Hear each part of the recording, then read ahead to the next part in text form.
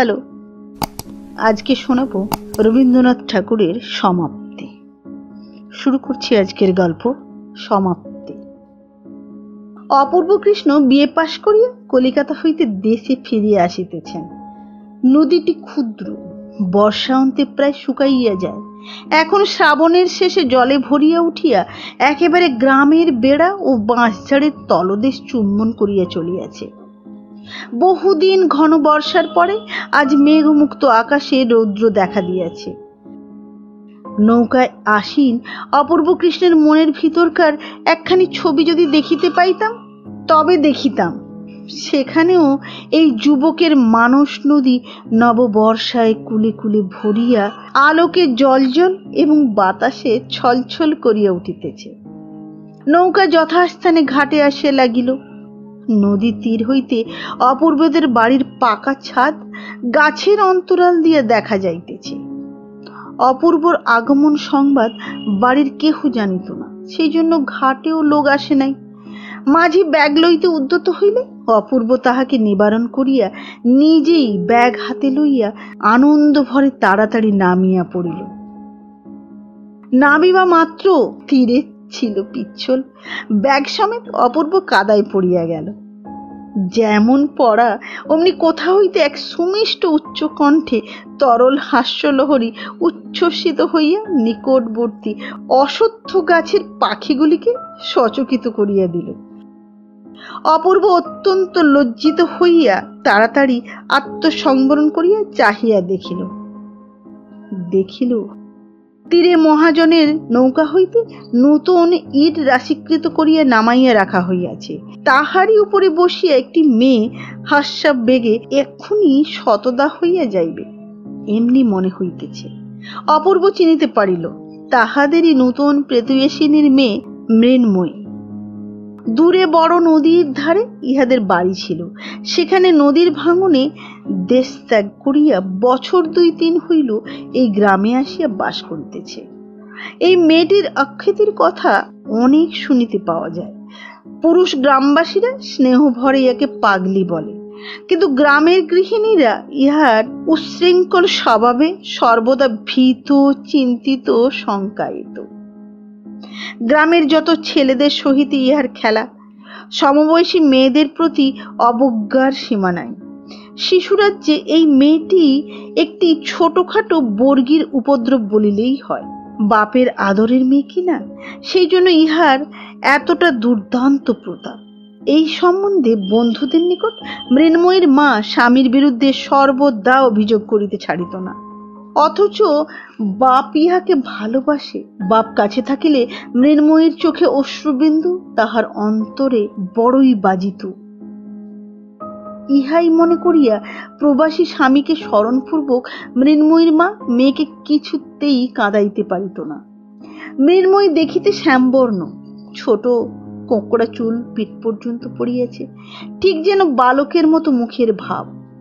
মস্ত মস্ত দুটি কালো চক্ষুতে না আছে লজ্জা, না আছে ভয়, না আছে হাব ভাব লীলার লেশ। শরীর দীর্ঘ, পরিপুষ্ট, সুস্থ, সবল, কিন্তু তাহার বয়স অধিক কি অল্প সে প্রশ্ন কাহারও মনে উদয় হয় না। যদি হইত তবে এখনো অবিবাহিত আছে বলিয়া লোকে তাহার পিতামাতাকে নিন্দা করিত। গ্রামে বিদেশি জমিদারের নৌকা কালক্রমে যেদিন ঘাটে আসিয়া লাগে সেদিন গ্রামের লোকেরা সম্ভ্রমে শশব্যস্ত হইয়া ওঠে। ঘাটের মেয়েদের মুখরঙ্গভূমিতে অকস্মাৎ নাসাগ্র ভাগ পর্যন্ত যবনিকা পতন হয়। কিন্তু মৃন্ময়ী কোথা হইতে একটা উলঙ্গ শিশুকে কোলে লইয়া কোঁকড়া চুলগুলি পিঠে দোলাইয়া ছুটিয়া ঘাটে আসিয়া উপস্থিত। যে দেশে ব্যাধ নাই, বিপদ নাই, সেই দেশের হরিণ শিশুর মতো নির্ভীক কৌতূহলে দাঁড়াইয়া চাহিয়া চাহিয়া দেখিতে থাকে। অবশেষে আপন দলের বালক সঙ্গীদের নিকট ফিরিয়া গিয়া এই নবাগত প্রাণীর আচার ব্যবহার সম্বন্ধে বিস্তার বাহুল্য বর্ণনা করে।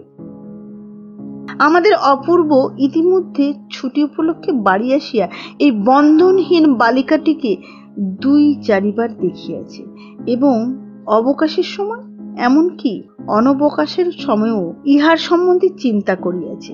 পৃথিবীতে অনেক মুখ চোখে পড়ে, কিন্তু এক একটি মুখ বলা কওয়া নাই একেবারে মনের মধ্যে গিয়া উত্তীর্ণ হয়। সে কেবল সৌন্দর্যের জন্য নহে, আরেকটা কি গুণ আছে, সে গুণটি বোধ করি স্বচ্ছতা। অধিকাংশ মুখের মধ্যেই মনুষ্য প্রকৃতিটি আপনাকে পরিস্ফুট রূপে প্রকাশ করতে পারে না। যে মুখে সেই অন্তর্গুহাবাসী রহস্যময় লোকটি অবাধে বাহির হইয়া দেখা দেয়, সে মুখ রহস্যের মধ্যে চোখে পড়ে এবং এক পলকে মনে মুদ্রিত হইয়া যায়। এই বালিকার মুখে চোখে একটি দুরন্ত অবাধ্য নারী প্রকৃতি উন্মুক্ত বেগবান অরণ্য মৃগের মতো সর্বদা দেখা দেয়, খেলা করে। সেই জন্য এই জীবন চঞ্চল মুখখানি একবার দেখিলে আর সহজে ভোলা যায় না। মৃন্ময়ীর কৌতুক হাস্যধ্বনি যতই সুমিষ্ট হোক, দুর্ভাগা অপূর্বর পরে কিঞ্চিত ক্লেশদায়ক হইয়াছিল। সে তাড়াতাড়ি মাঝির হাতে ব্যাগ সমর্পণ করিয়া রক্তিম মুখে দ্রুত বেগে গৃহ অভিমুখে চলিতে লাগিল। আয়োজনটি অতি সুন্দর হইয়াছিল। নদীর তীর, গাছের ছায়া, পাখির গান, প্রভাতের রৌদ্র। 20 বৎসর বয়স, অবশ্য ইটের স্তূপটা তেমন উল্লেখযোগ্য নয়, কিন্তু যে ব্যক্তি তাহার উপর বসিয়াছিল এমন দৃশ্যের মধ্যে প্রথম পদক্ষেপ মাত্রে যে সমস্ত কবিত্ব প্রহসনে পরিণত হয়, ইহা অপেক্ষা অদৃষ্টের নিষ্ঠুরতা আর কি হইতে পারে। সেই ইষ্টক শিখর হইতে প্রবহমান হাস্যধ্বনি শুনিতে শুনিতে চাদরে ও ব্যাগে কাদা মাখিয়া গাছের ছায়া দিয়া অপূর্ব বাড়িতে গিয়ে উপস্থিত হইল। অকস্মাৎ পুত্রের আগমনে তাহার বিধবা মাতা পুলকিত হইয়া উঠিলেন। তৎক্ষণাৎ ক্ষীর, দধি, রুই মাছের সন্ধানে দূরে নিকটে লোক দৌড়িল এবং পাড়া প্রতিবেশীর মধ্যেও একটা আন্দোলন উপস্থিত হইল। আহারান্তে মা অপূর্বর বিবাহের প্রস্তাব উত্থাপন করিলেন। অপূর্ব সেজন্য প্রস্তুত হইয়াছিল, কারণ প্রস্তাব অনেক পূর্বেই ছিল, কিন্তু পুত্র নব্যতন্ত্রে নূতন ধোয়া ধরিয়া জেদ করিয়া বসিয়াছিল যে বিয়ে পাশ না করিয়া বিবাহ করিব না। এতকাল জননী সেই জন্য অপেক্ষা করিয়াছিলেন, অতএব এখন আর কোনো ওজর করা মিথ্যা। অপূর্ব কহিল, আগে পাত্রী দেখা হোক, তাহার পর স্থির হইবে। মা কহিলেন, পাত্রী দেখা হইয়াছে, সেই জন্য তোকে ভাবিতে হইবে না। অপূর্ব ওই ভাবনাটা নিজে ভাবিতে প্রস্তুত হইল এবং কহিল, মেয়ে না দেখিয়া বিবাহ করিতে পারিব না। মা ভাবিলেন, এমন সৃষ্টি ছাড়া কথাও কখনো শোনা যায় নাই, কিন্তু সম্মত হইলেন। সে রাত্রে অপূর্ব প্রদীপ নিবাইয়া বিছানায় শয়ন করিলে পর বর্ষা নিশীথের সমস্ত শব্দ এবং সমস্ত নিস্তব্ধতার পরপ্রান্ত হইতে বিজন বিনিদ্র শয্যায় একটি উচ্ছ্বসিত উচ্চ মধুর কণ্ঠের হাস্যধ্বনি তাহার কানে আসিয়া ক্রমাগত বাজিতে লাগিল। মন নিজেকে কেবলই এই বলিয়া পীড়া দিতে লাগিল যে সকালবেলাকার সেই পদস্খলনটা যেন কোনো একটা উপায়ে সংশোধন করিয়া লওয়া উচিত। বালিকা জানিল না যে আমি অপূর্ব কৃষ্ণ অনেক বিদ্যা উপার্জন করিয়াছি, কলিকাতায় বহুকাল যাপন করিয়াছি। দৈবাত পিছলে পা দিয়া কাদায় পড়িয়া গেলেও আমি উপহাস্য উপেক্ষণীয় একজন যে সে গ্রাম্য যুবক নহি। পরদিন অপূর্ব কোণে দেখিতে যাইবে। অধিক দূরে নহে, পাড়াতেই তাহাদের বাড়ি। একটু বিশেষ যত্নপূর্বক সাজ করিল। ধুতি ও চাদর ছাড়িয়া সিল্কের চাপকান জোব্বা, মাথায় একটা গোলাকার পাগড়ি এবং বার্নিশ করা একজোড়া জুতো পায়ে দিয়া সিল্কের ছাতা হস্তে প্রাতঃকালে বাহির হইল। সম্ভব শ্বশুর বাড়িতে পদার্পণ করিবা মাত্র মহা সমারোহে সমাদরের ঘটা পড়িয়া গেল। অবশেষে যথাকালে কম্পিত হৃদয়ে মেয়েটিকে ঝাড়িয়া মুছিয়া রং করিয়া খোঁপায় রাংতা জড়াইয়া একখানি পাতলা রঙিন কাপড়ে মুড়িয়া বরের সম্মুখে আনিয়া উপস্থিত করা হইল। কোণে নীরবে মাথা প্রায় হাঁটুর কাছে ঠেকাইয়া বসিয়া রহিল, এবং এক পৌরা দাসী তাহাকে সাহস দিবার জন্য পশ্চাতে উপস্থিত রহিল। কোণের এক বালক ভাই তাহাদের পরিবারের মধ্যে এই এক নতুন অনধিকার প্রবেশোদ্যত লোকটির পাগড়ি, ঘড়ির চেন এক মনে নিরীক্ষণ করিতে লাগিল। অপূর্ব কিয়ৎকাল গোঁফে তা দিয়া অবশেষে গম্ভীরভাবে জিজ্ঞাসা করিল, তুমি কি পড়ো?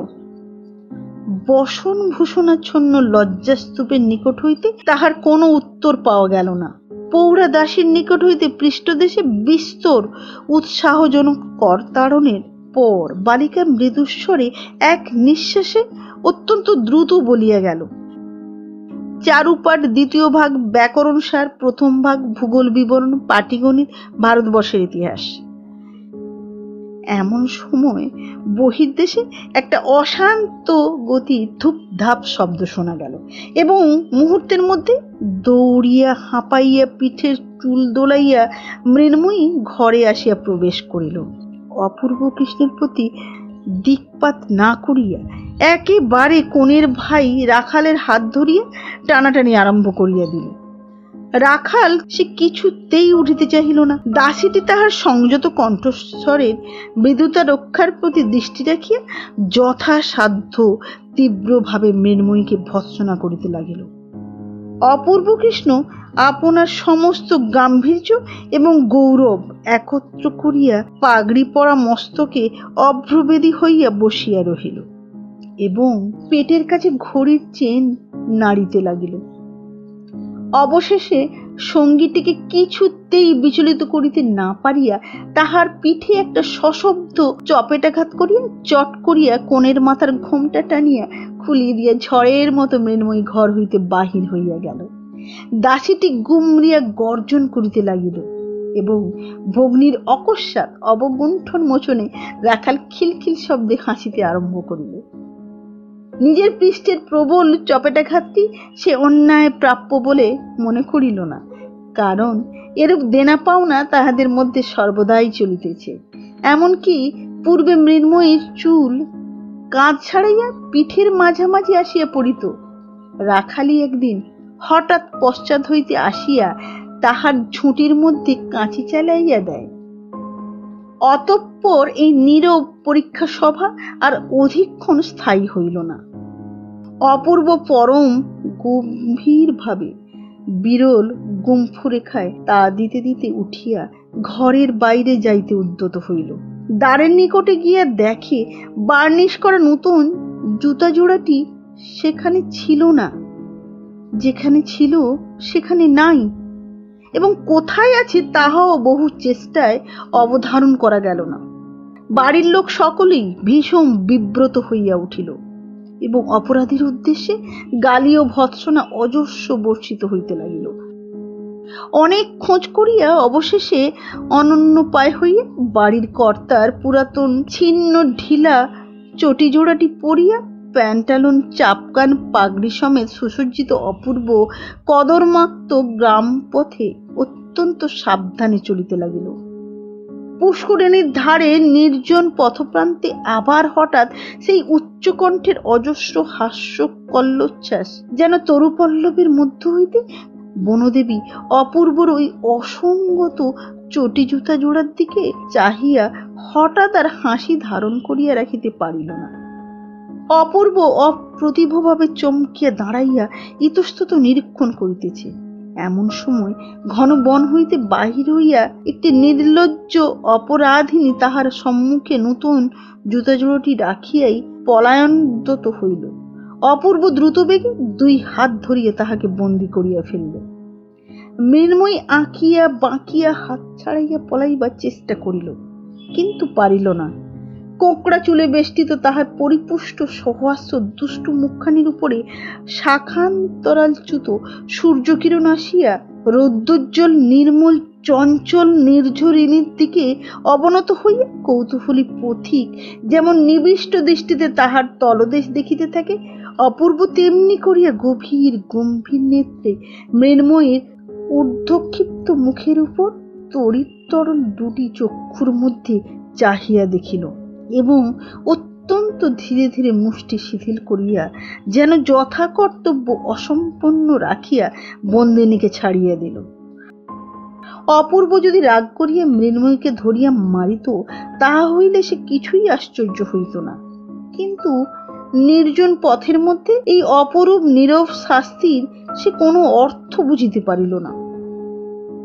নিত্যময়ী প্রকৃতির নূপুর নিক্কণের ন্যায় চঞ্চল হাস্যধ্বনিটি সমস্ত আকাশ ব্যাপিয়া বাজিতে লাগিল এবং চিন্তা নিমগ্ন অপূর্ব কৃষ্ণ অত্যন্ত ধীর পদক্ষেপে বাড়িতে আসিয়া উপস্থিত হইল।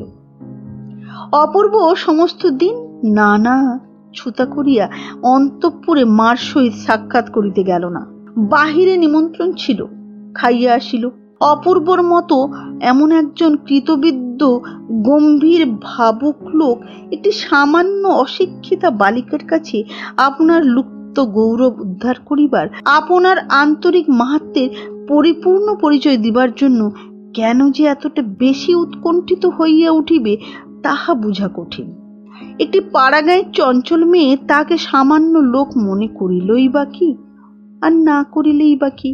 সে যদি মুহূর্তকালের জন্য তাহাকে হাস্যাস্পদ করিয়া তারপর তাহার অস্তিত্ব বিস্মৃত হইয়া রাখাল নামক একটি নির্বোধ নিরক্ষর বালকের সহিত খেলা করিবার জন্য ব্যগ্রতা প্রকাশ করে, তাহাতেই বা তাহার ক্ষতি কি? তাহার কাছে প্রমাণ করিবার আবশ্যক কি যে তিনি বিশ্বদীপ নামক মাসিক পত্রে গ্রন্থ সমালোচনা করিয়া থাকেন। শ্রীযুক্ত অপূর্ব কৃষ্ণ রায় BA কিছুতেই পরাভব স্বীকার করিতে প্রস্তুত নহে। সন্ধ্যার সময় অন্তঃপুরে প্রবেশ করিলে মা তাহাকে জিজ্ঞাসা করিলেন, কেমন রে অপু, মেয়ে কেমন দেখলি? পছন্দ হয় তো? অপূর্ব কিঞ্চিত অপ্রতিভভাবে কহিল, মেয়ে দেখেছি মা, ওর মধ্যে একটিকে আমার পছন্দ হয়েছে। মা আশ্চর্য হইয়া কহিলেন, তুই আবার কটি মেয়ে দেখলি? অবশেষে অনেক ইতস্ততার পর প্রকাশ পাইল, প্রতিবেশিনী শরতের মেয়ে মৃন্ময়ীকে তাহার ছেলে পছন্দ করিয়াছে। এত লেখাপড়া শিখিয়া এমনি ছেলের পছন্দ? প্রথমে অপূর্বর পক্ষে অনেকটা পরিমাণ লজ্জা ছিল। অবশেষে মা যখন প্রবল আপত্তি করিতে লাগিলেন, তখন তাহার লজ্জা ভাঙিয়া গেল।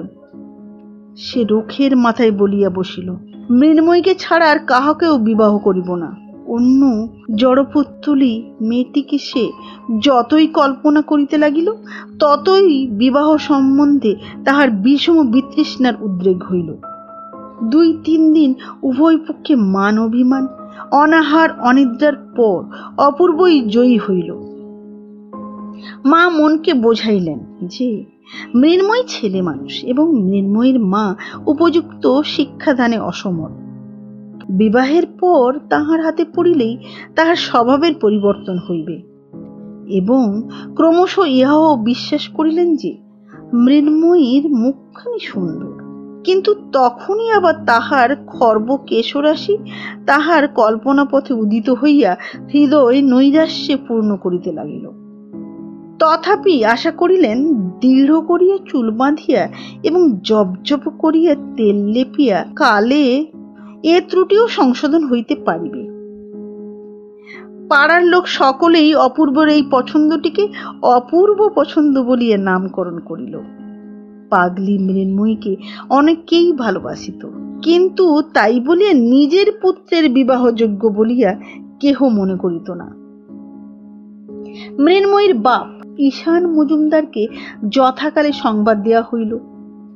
সে কোনো একটি স্টিমার কোম্পানির কেরানি রূপে দূরে নদী তীরবর্তী একটি ক্ষুদ্র স্টেশনে একটি ছোট টিনের ছাদ বিশিষ্ট কুটিরে মাল ওঠানো নামানো এবং টিকিট বিক্রয় কার্যে নিযুক্ত ছিল। তাহার মৃন্ময়ীর বিবাহ প্রস্তাবে 2 চক্ষু বাহিয়া জল পড়িতে লাগিল।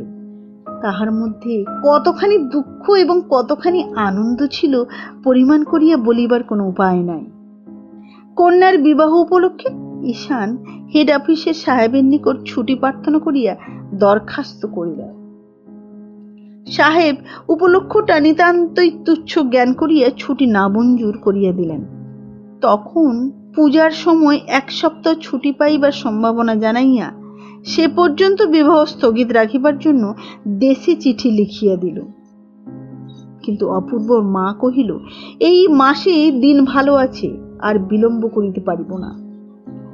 উভয়তই প্রার্থনা অগ্রাহ্য হইলে পর ব্যথিত হৃদয়ে ঈশান আর কোনো আপত্তি না করিয়া পূর্বমতো মাল ওজন এবং টিকিট বিক্রয় করিতে লাগিল।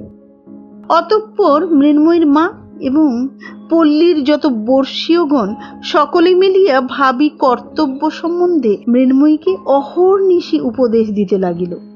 ক্রীড়াশক্তি, দ্রুত গমন, উচ্চহাস্য, বালকদিগের সহিত আলাপ এবং ক্ষুধা অনুসারে ভোজন সম্বন্ধে সকলেই নিষেধ পরামর্শ দিয়া বিবাহটাকে বিভীষিকা রূপে প্রতিপন্ন করিতে সম্পূর্ণ কৃতকার্য হইল। উৎকণ্ঠিত শঙ্কিত হৃদয়ে মৃন্ময়ী মনে করিল তাহার যাবজ্জীবন কারাদণ্ড এবং তদবসানে ফাঁসির হুকুম হইয়াছে। সে দুষ্ট পণি ঘোড়ার মতো ঘাড় বাঁকাইয়া পিছু হটিয়া বলিয়া বসিল, আমি বিবাহ করিব না। কিন্তু তথাপি বিবাহ করিতে হইল। তারপরে শিক্ষা আরম্ভ হইল। এক রাত্রের মধ্যে মৃন্ময়ী সমস্ত পৃথিবী অপূর্বর মার অন্তঃপুরে আসিয়া আবদ্ধ হইয়া গেল। শাশুড়ি সংশোধন কার্যে প্রবৃত্ত হইলেন। অত্যন্ত কঠিন মুখ করিয়া কহিলেন, দেখো বাছা, তুমি কিছু আর কচি খুকি নও। আমাদের ঘরে অমন বেহাপনা করিলে চলিবে না। শাশুড়ি যেভাবে বলিলেন মৃন্ময়ী সেভাবে কথাটা গ্রহণ করিল না। সে ভাবিল, এ ঘরে যদি না চলে তবে বুঝি অন্যত্র যাইতে হইবে। অপরাহ্নে তাহাকে আর দেখা গেল না। কোথায় গেল খোঁজ পড়িল। অবশেষে বিশ্বাসঘাতক রাখাল তাহাকে তাহার গোপন স্থান হইতে ধরাইয়া দিল। সে বটতলায় রাধাকান্ত ঠাকুরের পরিত্যক্ত ভাঙা রথের মধ্যে গিয়া বসিয়াছিল। শাশুড়িমা এবং পাড়ার সমস্ত হিতৈষীগণ মৃন্ময়ীকে যেরূপ লাঞ্ছনা করিল তাহা শ্রোতাগণ সহজেই কল্পনা করিতে পারিবেন। রাত্রে ঘন মেঘ করিয়া ঝুপ ঝুপ শব্দে বৃষ্টি হইতে আরম্ভ হইল। অপূর্ব কৃষ্ণ বিছানার মধ্যে অতি ধীরে ধীরে মৃন্ময়ীর কাছে ঈষৎ অগ্রসর হইয়া তাহার কানে কানে মৃদুস্বরে কহিল, মৃন্ময়ী, তুমি আমাকে ভালোবাসো না? মৃন্ময়ী সতেজে বলিয়া উঠিল, না, আমি তোমাকে কখনো ভালোবাসবো না। তাহার যত রাগ এবং যত শাস্তি বিধান সমস্তই পুঞ্জীভূত বজ্রের ন্যায় অপূর্বর মাথার উপর নিক্ষেপ করিল। অপূর্ব ক্ষুণ্ণ হইয়া কহিল, কেন, আমি তোমার কাছে কি দোষ করেছি? মৃন্ময়ী কহিল, তুমি আমায় বিয়ে করলে কেন? এ অপরাধের সন্তোষজনক কৈফিয়ত দেয়া কঠিন। কিন্তু অপূর্ব মনে মনে কহিল, যেমন করিয়া হোক এই দুর্বাধ্য মনটিকে বশ করিতে হইবে। পরদিন শাশুড়ি মৃন্ময়ীর বিদ্রোহী ভাবের সমস্ত লক্ষণ দেখিয়া তাহাকে ঘরে দরজা বন্ধ করিয়া রাখিয়া দিল। সে নূতন পিঞ্জরাবদ্ধ পাখির মতো প্রথম অনেকক্ষণ ঘরের মধ্যে ধরফড় করিয়া বেড়াইতে লাগিল। অবশেষে কোথাও পালাইবার কোনো পথ না দেখিয়া নিষ্ফল ক্রোধে বিছানার চাদরখানা দাঁত দিয়া ছিঁড়িয়া কুটি কুটি করিয়া ফেলিল এবং মাটির উপর হইয়া পড়িয়া মনে মনে বাবাকে ডাকিতে ডাকিতে কাঁদিতে লাগিল।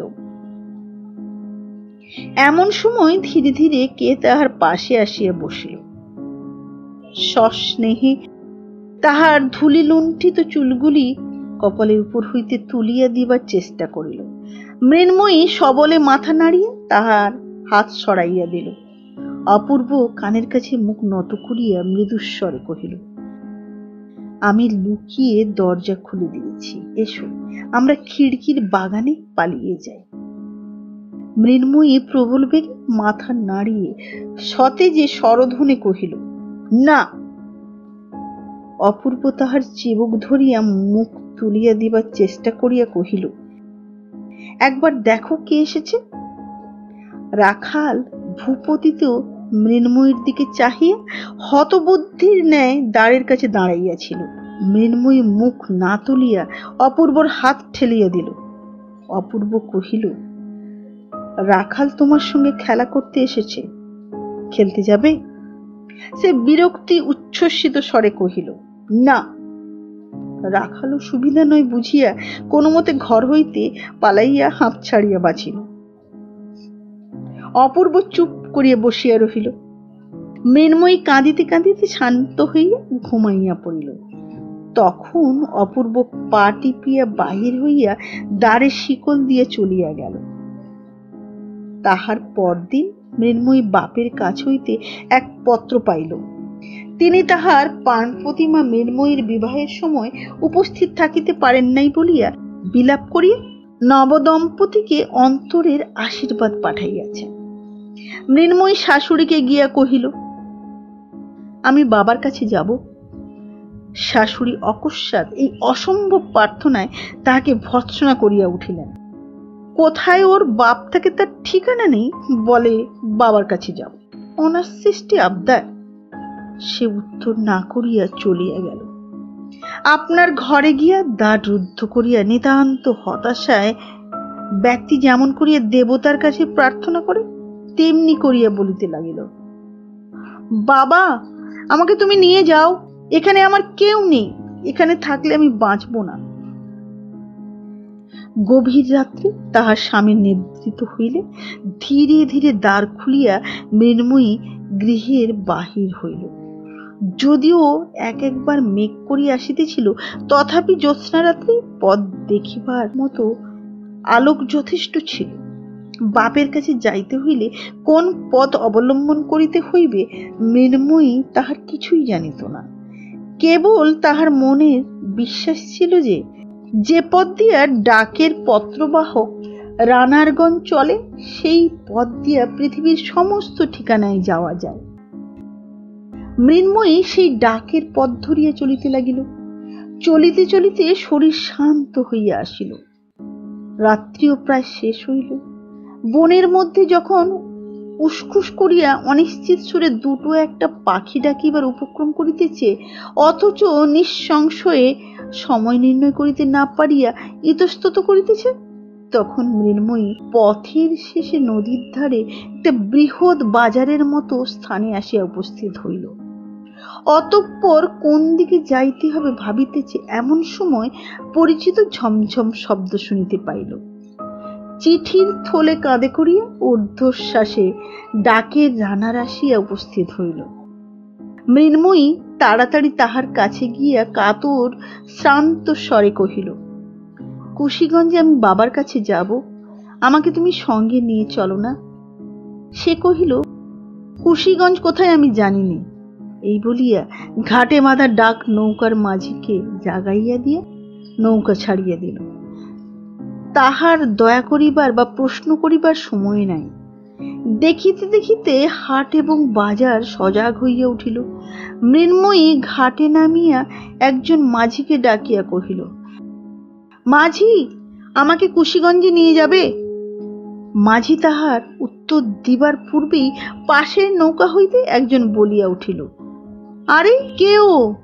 মিনুমা, তুমি এখানে কোথার থেকে? মৃন্ময়ী উচ্ছ্বসিত ব্যগ্রতার সহিত বলিয়া উঠিল, বনমালী, আমি কুশিগঞ্জে বাবার কাছে যাব, আমাকে তোর নৌকায় নিয়ে চল। বনমালী তাহাদের গ্রামের মাঝি, সেই উচ্ছৃঙ্খল প্রকৃতির বালিকাটিকে বিলক্ষণ চিনিত। সে কহিল, বাবার কাছে যাবে? সে তো বেশ কথা, চলো, আমি তোমাকে নিয়ে যাচ্ছি। মৃন্ময়ী নৌকায় উঠিল। মাঝি নৌকা ছাড়িয়া দিল। মেঘ করিয়া মুষলধারে বৃষ্টি আরম্ভ হইল। ভাদ্র মাসের পূর্ণ নদী ফুলিয়ে ফুলিয়ে নৌকা দোলাইতে লাগিল। মৃন্ময়ী সমস্ত শরীর নিদ্রায় আচ্ছন্ন হইয়া আসিল। অঞ্চল পাতিয়া সে নৌকার মধ্যে শয়ন করিল এবং এই দুরন্ত বালিকা নদী দোলায় প্রকৃতির স্নেহপালিত শান্ত শিশুটির মতো অকাতরে ঘুমাইতে লাগিল। জাগিয়া উঠিয়া দেখিল সে তাহার শ্বশুর বাড়িতে খাটে শুইয়া আছে। তাহাকে জাগ্রত দেখিয়া ঝি বকিতে আরম্ভ করিল। ঝির কণ্ঠস্বরে শাশুড়ি আসিয়া অত্যন্ত কঠিন কঠিন করিয়া বলিতে লাগিলেন। মৃন্ময়ী বিস্ফারিত নেত্রে নীরবে তাহার মুখের দিকে চাহিয়া রহিল। অবশেষে তিনি যখন তাহার বাপের শিক্ষাদোষের উপর কটাক্ষ করিয়া বলিলেন, তখন মৃন্ময়ী দ্রুত পদে পাশের ঘরে প্রবেশ করিয়া ভিতর হইতে শিকল বন্ধ করিয়া দিল। অপূর্ব লজ্জার মাথা খাইয়া মাকে আসিয়া বলিল, মা, বউকে 2-1 দিনের জন্য একবার বাপের বাড়ি পাঠিয়ে দিতে দোষ কি? মা অপূর্বকে ন ভূত ন ভবিষ্যতি ভৎসনা করিতে লাগিলেন এবং দেশে এত মেয়ে থাকিতে বাছিয়ে বাছিয়ে এই অস্থি দাহকারী দস্যু মেয়েকে ঘরে আনার জন্য তাহাকে যথেষ্ট লাঞ্ছনা গঞ্জনা করিলেন। সেদিন সমস্ত দিন বাহিরে ঝড় বৃষ্টি এবং ঘরের মধ্যে অনুরূপ দুর্যোগ চলিতে লাগিল। তাহার পরদিন গভীর রাত্রে অপূর্ব মৃন্ময়ীকে ধীরে ধীরে জাগ্রত করিয়া কহিল, মৃন্ময়ী, তোমার বাবার কাছে যাবে? মৃন্ময়ী সবেগে অপূর্বর হাত চাপিয়া ধরিয়া সচকিত হইয়া কহিল, যাব। অপূর্ব চুপি চুপি কহিল, তবে এসো, আমরা দুজনে আস্তে আস্তে পালিয়ে যাই। আমি ঘাটে নৌকা ঠিক করে রেখেছি। মৃন্ময়ী অত্যন্ত সকৃতজ্ঞ হৃদয়ে একবার স্বামীর মুখের দিকে চাহিল। তাহার পর তাড়াতাড়ি উঠিয়া কাপড় ছাড়িয়া বাহির হইবার জন্য প্রস্তুত হইল। অপূর্ব তাহার মাতার চিন্তা দূর করিবার জন্য একখানি পত্র রাখিয়া 2 জনে বাহির হইল। মৃন্ময়ী সেই অন্ধকার রাত্রে জনশূন্য নিস্তব্ধ নির্জন গ্রাম পথে এই প্রথম স্বেচ্ছায় আন্তরিক নির্ভয়ের সহিত স্বামীর হাত ধরিল। তাহার হৃদয়ের আনন্দ উদ্বেগ সেই সুকোমল স্পর্শযোগে তাহার স্বামীর শিরার মধ্যে সঞ্চারিত হইতে লাগিল। নৌকা সেই রাত্রেই ছাড়িয়া দিল। অশান্ত হর্ষোচ্ছ্বাস সত্ত্বেও অনতি বিলম্বেই মৃন্ময়ী ঘুমাইয়া পড়িল। পরদিন কি মুক্তি, কি আনন্দ! 2 ধারে কত গ্রাম, বাজার, শস্যক্ষেত্র, বন, 2 ধারে কত নৌকা যাতায়াত করিতেছে। মৃন্ময়ী প্রত্যেক তুচ্ছ বিষয় স্বামীকে সহস্রবার করিয়া প্রশ্ন করিতে লাগিল। ওই নৌকায় কি আছে? উহারা কোথা হইতে আসিয়াছে? এই জায়গার নাম কি? এমন সকল প্রশ্ন যাহার উত্তর অপূর্ব কোনো কলেজের বইতে পায় নাই এবং যাহা তাহার কলিকাতার অভিজ্ঞতায় কুলাইয়া ওঠে না। অপূর্ব এই সকল প্রশ্নের প্রত্যেকটারই উত্তর করিয়াছিল এবং অধিকাংশ উত্তরের সহিত সত্যের ঐক্য হয় নাই এবং এই সমস্ত ভ্রান্ত উত্তরে বিশ্বস্ত হৃদয় প্রশ্নকারীর সন্তোষের তিলমাত্র ব্যাঘাত জন্মায় নাই। পরদিন সন্ধ্যাবেলায় নৌকা কুশিগঞ্জে গিয়ে পৌঁছিল। টিনের ঘরে একখানি ময়লা চৌকি, কাঁচের লণ্ঠনে তেলের বাতি জ্বালাইয়া ছোট ডেস্কের উপর একখানি চামড়ায় বাঁধা মস্ত খাতা রাখিয়া গা খোলা ঈশানচন্দ্র টুলের উপর বসিয়া হিসাব লিখিতেছিলেন। এমন সময় নব দম্পতি ঘরের মধ্যে প্রবেশ করিল। মৃন্ময়ী ডাকিল, বাবা। সে ঘরে এমন কণ্ঠধ্বনি এমন করিয়া কখনো ধ্বনিত হয় নাই। ঈশানের চোখ দিয়া দর দর করিয়া অশ্রু পড়িতে লাগিল। সে কি বলিবে, কি করিবে কিছুই ভাবিয়া পাইল না।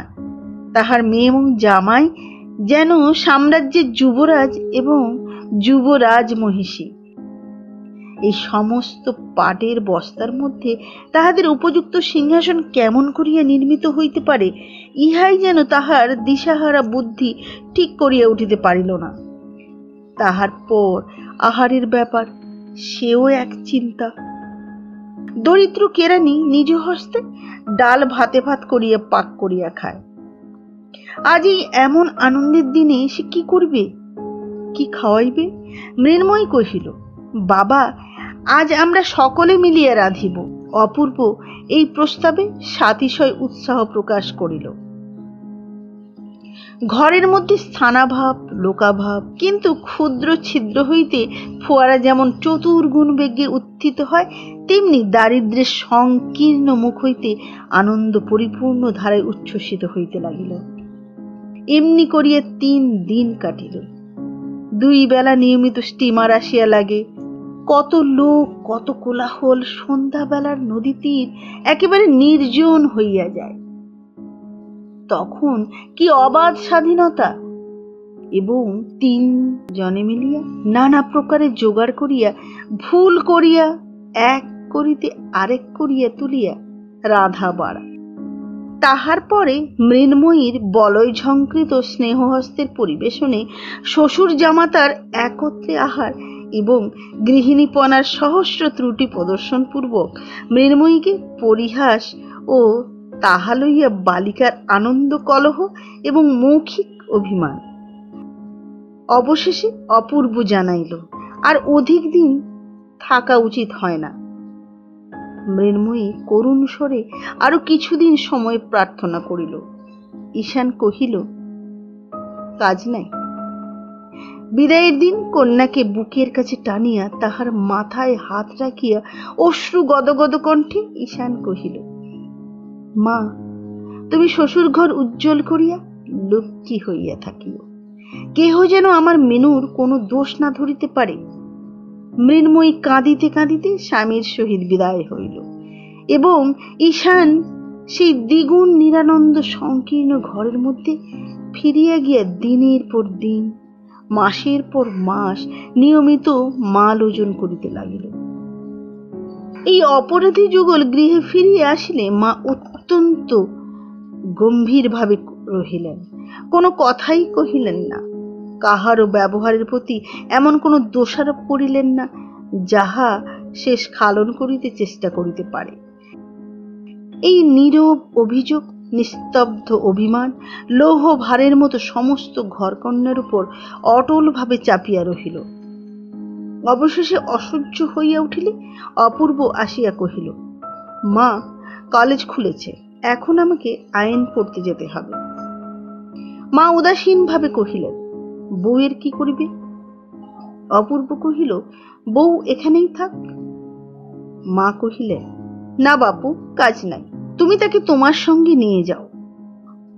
সচরাচর মা অপূর্বকে তুই সম্ভাষণ করিয়া থাকেন। অপূর্ব অভিমান ক্ষুণ্ণ স্বরে কহিল, আচ্ছা। কলিকাতা যাইবার আয়োজন পড়িয়া গেল। যাইবার আগের রাত্রে অপূর্ব বিছানায় আসিয়া দেখিল মৃন্ময়ী কাঁদিতেছে। হঠাৎ তাহার মনে আঘাত লাগিল। বিষণ্ণ কণ্ঠে কহিল, মৃন্ময়ী, আমার সঙ্গে কলকাতা যেতে তোমার ইচ্ছে করছে না? মৃন্ময়ী কহিল, না। অপূর্ব জিজ্ঞাসা করিল, তুমি আমাকে ভালোবাসো না? এই প্রশ্নের কোনো উত্তর পাইল না। অনেক সময় এই প্রশ্নটির উত্তর অতিশয় সহজ, কিন্তু আবার এক এক সময় ইহার মধ্যে মনস্তত্ত্ব ঘটিত এক জটিলতার সংস্রব থাকে যে বালিকার নিকট হইতে তাহার উত্তর প্রত্যাশা করা যায় না। অপূর্ব প্রশ্ন করিল, রাখালকে ছেড়ে যেতে তোমার মন কেমন করছে? মৃন্ময়ী অনায়াসে উত্তর করিল, হ্যাঁ। বালক রাখালের প্রতি এই বিয়ে পরীক্ষোত্তীর্ণ কৃতবিদ্য যুবকের সূচির মতো অতি সূক্ষ্ম অথচ অতি সুতীক্ষ্ণ ঈর্ষার উদয় হইল। কহিল, আমি অনেক কাল আর বাড়ি আসতে পারবো না। এই সংবাদ সম্বন্ধে মৃন্ময়ীর কোনো বক্তব্য ছিল না। বোধ হয় 2 বৎসর কিংবা আরো বেশি হতে পারে। মৃন্ময়ী আদেশ করিল, তুমি ফিরে আসবার সময় রাখালের জন্য একটা 3 মুখো রজাসের ছুরি কিনে নিয়ে এসো। অপূর্ব শয়ন অবস্থা হইতে ঈষৎ উত্থিত হইয়া কহিল, তুমি তাহলে এইখানেই থাকবে? মৃন্ময়ী কহিল, হ্যাঁ, আমি মায়ের কাছে গিয়ে থাকব। অপূর্ব নিঃশ্বাস ফেলিয়া কহিল, আচ্ছা, তাই থেকো। যতদিন না তুমি আমাকে আসবার জন্য চিঠি লিখবে, আমি আসব না। খুব খুশি হলে? মৃন্ময়ী এ প্রশ্নের উত্তর দেওয়া বাহুল্য বোধ করিয়া ঘুমাইতে লাগিল, কিন্তু অপূর্বর ঘুম হইল না। বালিশ উঁচু করিয়া ঠেসান দিয়া বসিয়া রহিল। অনেক রাত্রে হঠাৎ চাঁদ উঠিয়া চাঁদের আলো বিছানার উপর আসিয়া পড়িল। অপূর্ব সেই আলোকে মৃন্ময়ীর দিকে চাহিয়া দেখিল। চাহিয়া চাহিয়া মনে হইল যেন রাজকন্যাকে কেহ রূপার কাঠি ছোঁয়াইয়া অচেতন করিয়া রাখিয়া গিয়াছে। একবার কেবল সোনার কাঠি পাইলেই এই নিদ্রিত আত্মাটিকে জাগাইয়া তুলিয়া মালাবদল করিয়া লওয়া যায়। রূপোর কাঠি হাস্য, আর সোনার কাঠি অশ্রুজল। ভোরের বেলায় অপূর্ব মৃন্ময়ীকে জাগাইয়া দিল, কহিল, মৃন্ময়ী, আমার যাইবার সময় হইয়াছে, চলো তোমাকে তোমার মার বাড়ি রাখিয়া আসি। মৃন্ময়ী শয্যা ত্যাগ করিয়া উঠিয়া দাঁড়াইলে অপূর্ব তাহার 2 হাত ধরিয়া কহিল, এখন আমার একটি প্রার্থনা রাখো। আমি অনেক সময় তোমার অনেক সাহায্য করিয়াছি, আজ যাইবার সময় তাহার একটি পুরস্কার দিবে। মৃন্ময়ী বিস্মিত হইয়া কহিল, কি? অপূর্ব কহিল, তুমি ইচ্ছা করিয়া ভালোবাসিয়া আমাকে একটি চুম্বন দাও। অপূর্বর এই অদ্ভুত প্রার্থনা এবং গম্ভীর মুখভাব দেখিয়া মৃন্ময়ী হাসিয়া উঠিল। হাস্য সংবরণ করিয়া মুখ বাড়াইয়া চুম্বন করিতে উদ্যত হইল। কাছাকাছি গিয়া আর পারিল না, খিলখিল করিয়া হাসিয়া উঠিল। এমন 2 বার চেষ্টা করিয়া অবশেষে নিরস্ত হইয়া মুখে কাপড় দিয়া হাসিতে লাগিল। শাসন ছলে অপূর্ব তাহার কর্ণমূল ধরিয়া নাড়িয়া দিল। অপূর্বর বড় কঠিন পণ, দস্যুবৃত্তি, কাড়িয়া লুটিয়া লওয়া সে আত্মাবমাননা মনে করে। সে দেবতার ন্যায় সগৌরবে থাকিয়া স্বেচ্ছানিত উপহার চায়, নিজের হাতে কিছুই তুলিয়া লইবে না। মৃন্ময়ী আর হাসিল না। তাহাকে প্রত্যুষের আলোকে নির্জন পথ দিয়া তাহার মার বাড়ি রাখিয়া অপূর্ব গৃহে আসিয়া মাতাকে কহিল, ভাবিয়া দেখিলাম বউকে আমার সঙ্গে কলিকাতায় লইয়া গেলে আমার পড়াশোনার ব্যাঘাত হইবে। সেখানে উহার কেহ সঙ্গিনী নাই। তুমি তো তাহাকে এ বাড়িতে রাখিতে চাও না, আমি তাই তাহার মার বাড়িতেই রাখিয়া আসিলাম। সুগভীর অভিমানের মধ্যে মাতা পুত্রের বিচ্ছেদ হইল। মার বাড়িতে আসিয়া মৃন্ময়ী দেখিল কিছুতেই আর মন লাগিতেছে না। সে বাড়ির আগা গোড়া যেন বদল হইয়া গেছে। সমস্ত কিছু নতুন লাগে। সময় আর কাটে না। কি করিবে, কোথায় যাইবে, কাহার সহিত দেখা করিবে ভাবিয়া পাইল না। মৃন্ময়ীর হঠাৎ মনে হইল যেন সমস্ত গৃহে এবং সমস্ত গ্রামে কেহ লোক নাই। যেন মধ্যাহ্নে সূর্যগ্রহণ হইল। কিছুতেই বুঝিতে পারিল না আজ কলকাতায় চলিয়া যাইবার জন্য এত প্রাণপণ ইচ্ছা করিতেছে।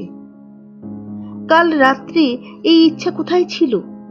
কাল সে জানিত না যে জীবনের যে অংশ পরিহাস করিয়া যাইবার জন্য এত মন কেমন করিতেছিল, তৎপূর্বেই তার সম্পূর্ণ স্বাদ পরিবর্তন হইয়া গিয়াছে।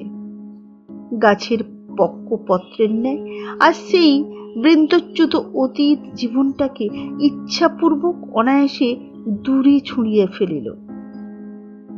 মাতৃগৃহে তাহার সেই পুরাতন শয়নগৃহকে আর আপনার বলিয়া মনে হইল না।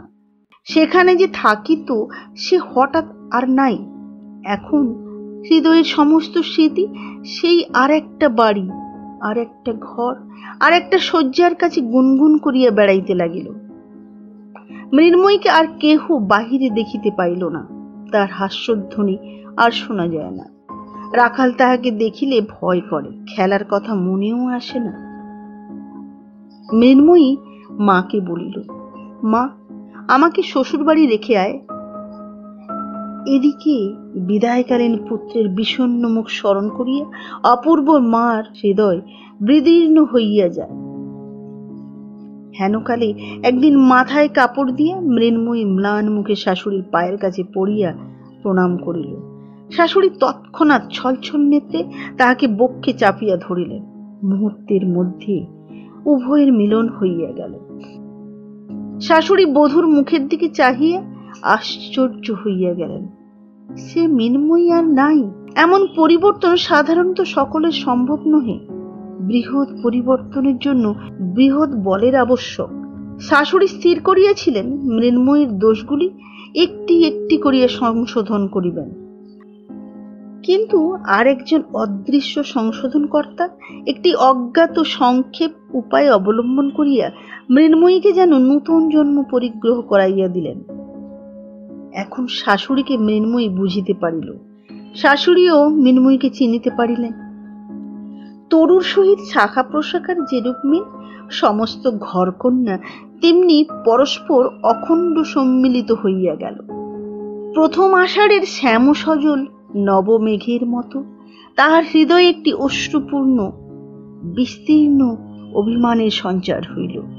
সেই অভিমান তাহার চোখের ছায়াময় সুদীর্ঘ পল্লবের উপর আরেকটি গভীরতর ছায়া নিক্ষেপ করিল।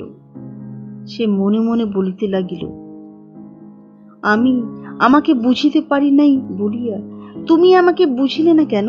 তুমি আমাকে শাস্তি দিলে না কেন? তোমার ইচ্ছানুসারে আমাকে চালনা করাইলে না কেন? আমি রাক্ষসী যখন তোমার সঙ্গে কলিকাতায় যাইতে চাহিলাম না, তুমি আমাকে জোর করিয়া ধরিয়া লইয়া গেলে না কেন? তুমি আমার কথা শুনিলে না কেন? আমার অনুরোধ মানিলে কেন? তাহার পর অপূর্ব যেদিন প্রভাতে পুষ্করিণী তীরে নির্জন পথে তাহাকে বন্দী করিয়া কিছু না বলিয়া একবার কেবল তাহার মুখের দিকে চাহিয়াছিল, সেই পুষ্করিণী, সেই পথ, সেই তরুতল তাহার মনে পড়িল এবং হঠাৎ সে তাহার সমস্ত অর্থ বুঝিতে পারিল।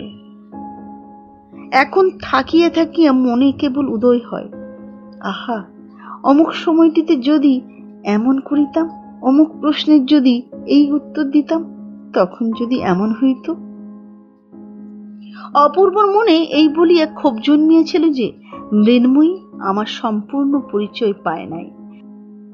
মৃন্ময়ীও আজ বসিয়া বসিয়া ভাবে, তিনি আমাকে কি মনে করিলেন, কি বুঝিয়া গেলেন?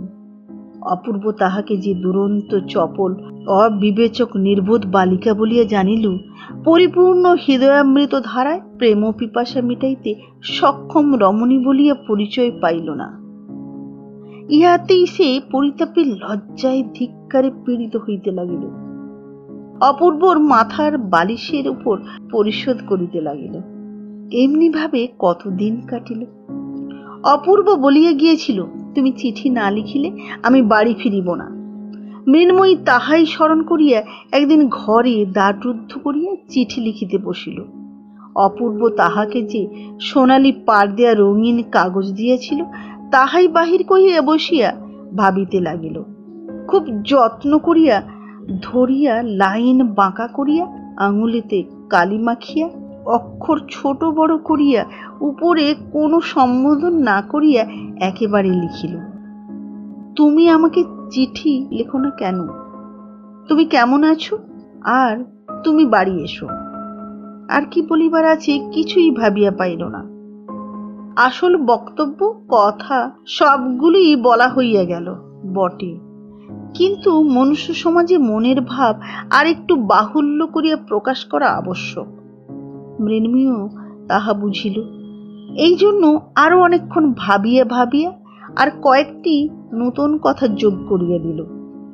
এইবার তুমি আমাকে চিঠি লিখো, কেমন আছো লিখো, বাড়ি এসো, মা ভালো আছেন, বিশু পুঁটি ভালো আছে, কাল আমাদের কালো গরুর বাছুর হয়েছে, এই বলিয়া চিঠি শেষ করিল। শ্রীযুক্ত বাবু অপূর্ব কৃষ্ণ রায়। তবু লাইন সোজা, অক্ষর সুছাঁদ এবং বানান শুদ্ধ হইল না। লেফাফায় নামটুকু ব্যতীত আর যে কিছু লেখা আবশ্যক মৃন্ময়ী তাহা জানা ছিল না। পাছে শাশুড়ির অথবা আর কাহারও দৃষ্টিপথে পড়ে, সেই লজ্জায় চিঠিখানি একটি বিশ্বস্ত দাসীর হাত দিয়া ডাকে পাঠাইয়া দিল। বলা বাহুল্য, এ পত্রের কোনো ফল হইল না। অপূর্ব বাড়ি আসিল না। মা দেখিলেন ছুটি হইল, তবু অপূর্ব বাড়ি আসিল না। মনে করিলেন এখনো সে তাহার উপর রাগ করিয়া আছে। মৃন্ময়ীও স্থির করিল অপূর্ব তাহার উপর বিরক্ত হইয়া আছে। তখন আপনার চিঠিখানা মনে করিয়া সে লজ্জায় মরিয়া যাইতে লাগিল। সে চিঠিখানা যে কত তুচ্ছ, তাহাতে যে কোনো কথাই লেখা হয় নাই তাহার মনের ভাব যে কিছুই প্রকাশ করা হয় নাই, সেটা পাঠ করিয়া অপূর্ব যে মৃন্ময়ীকে আরো ছেলে মানুষ মনে করিতেছে, মনে মনে আরো অবজ্ঞা করিতেছে, ইহা ভাবিয়া সে স্বরবিদ্ধের ন্যায় অন্তরে অন্তরে ছটপট করিতে লাগিল। দাসীকে বারবার করিয়া জিজ্ঞাসা করিল, সে চিঠিখানা তুই কি ডাকে দিয়ে এসেছিস? দাসী তাহাকে সহস্রবার আশ্বাস দিয়া কহিল, হ্যাঁ গো, আমি নিজের হাতে বাক্সের মধ্যে ফেলে দিয়েছি। বাবু তা এতদিনে কোন কালে পেয়েছে। অবশেষে অপূর্বর মা একদিন মৃন্ময়ীকে ডাকিয়া কহিলেন, বৌমা, অপু অনেকদিন তো বাড়ি এলো না, তাই মনে করছি কলিকাতায় গিয়ে তাকে দেখে আসি গে, তুমি সঙ্গে যাবে? মৃন্ময়ী সম্মতি সূচক ঘাড় নাড়িল এবং ঘরের মধ্যে আসিয়া দ্বার রুদ্ধ করিয়া বিছানার উপর পড়িয়া বালিশখানা বুকের উপর চাপিয়া ধরিয়া হাসিয়া নড়িয়া চড়িয়া মনের আবেগ উন্মুক্ত করিয়া দিল। অপূর্বকে কোনো খবর না দিয়া এই দুটি অনুতপ্তা রমণী তাহার প্রসন্নতা ভিক্ষা করিবার জন্য কলিকাতায় যাত্রা করিল। অপূর্বর মা সেখানে তাহার জামাই বাড়িতে গিয়া উঠিলেন। সেদিন মৃন্ময়ীর পত্রের প্রত্যাশায় নিরাশ হইয়া সন্ধ্যাবেলায় অপূর্ব প্রতিজ্ঞা ভঙ্গ করিয়া নিজেই তাহাকে পত্র লিখিতে বসিয়াছে। কোনো কথাই পছন্দ মতো হইতেছে না, এমন একটা সম্বোধন খুঁজিতেছে যাহাতে ভালোবাসাও প্রকাশ হয় অথচ অভিমানও ব্যক্ত করে। কথা না পাইয়া মাতৃভাষার উপর অশ্রদ্ধা দৃঢ়তর হইতেছে। এমন সময় ভগ্নিপতির নিকট হইতে পত্র পাইল, মা আসিয়াছেন, শীঘ্র আসিবে এবং রাত্রে এইখানেই আহারাদি করিবে। সংবাদ সমস্ত ভালো। শেষ আশ্বাস সত্ত্বেও অপূর্ব অমঙ্গল আশঙ্কায় বিমর্ষ হইয়া উঠিল। অবিলম্বে ভগ্নির বাড়ি গিয়ে উপস্থিত হইল। সাক্ষাৎ মাত্রই মাকে জিজ্ঞাসা করিল, মা, সব ভালো তো? মা কহিলেন, সব ভালো। তুই ছুটিতে বাড়ি গেলি না, তাই আমি তোকে নিতে এসেছি। অপূর্ব কহিল, সেজন্য এত কষ্ট করিয়া আসিবার কি আবশ্যক ছিল? আইন পরীক্ষার পড়াশোনা ইত্যাদি। আহারের সময় ভগ্নী জিজ্ঞাসা করিল, দাদা, এবার বউকে তোমার সঙ্গে আনলে না কেন? দাদা গম্ভীর ভাবে কহিতে লাগিল, আইনের পড়াশোনা ইত্যাদি। ভগ্নিপতি হাসিয়া কহিল, এ সমস্ত মিথ্যা ওজর, আমাদের ভয়ে আনতে সাহস হয় না। কিন্তু অপূর্ব অত্যন্ত বিমর্ষ হইয়া রহিল। কোনো কথা তাহার ভালো লাগিতেছিল না। তাহার মনে হইতেছিল, সেই যখন মা কলিকাতায় আসিলেন তখন মৃন্ময়ী ইচ্ছা করিলে অনায়াসে তাহার সহিত আসিতে পারিত।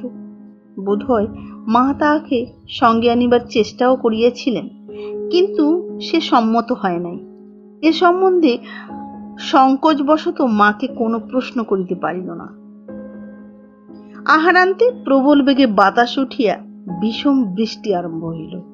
ভগ্নী কহিল, দাদা, আজ আমাদের এখানেই থেকে যাও। দাদা কহিল, না, বাড়ি যেতে হবে, কাজ আছে। ভগ্নিপতি কহিল, রাত্রে তোমার আবার এত কাজ কিসের? এখানে এক রাত্রি থেকে গেলে তোমার কারোর কাছে জবাবদিহি করতে হবে না। তোমার ভাবনা কি? অনেক পীড়াপিড়ির পর বিস্তর অনিচ্ছা সত্ত্বেও অপূর্ব সে রাত্রি থাকিয়া যাইতে সম্মত হইল।